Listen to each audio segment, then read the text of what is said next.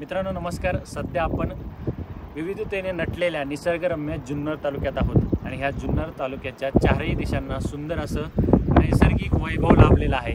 त्यामध्ये पूर्व बाजूला आण्याचा पठार असेल, पश्चिम बाजूला आपल्याला दाराघाट, नाणेघाट असे प्रसिद्ध ठिकाणं आहेत।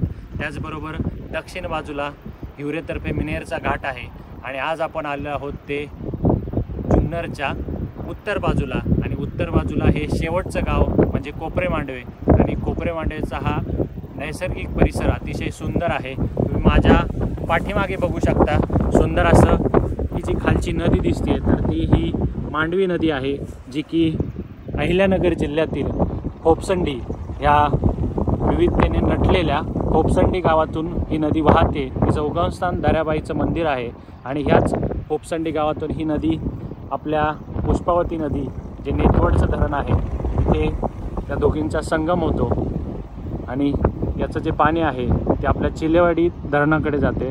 खाली तुम्हाला दिसतच असेल सुंदर असं त्या डोंगराच्या कुशीत बसलेलं हे मांडवे गाव आणि त्याच्याच पलीकडं आहे समोरच्या बाजूला कोपरे गाव। कोपरे मांडवे हा जुन्नर तालुक्यातील शेवटचे गाव आहे आणि इथला परिसर अतिशय सुंदर आहे।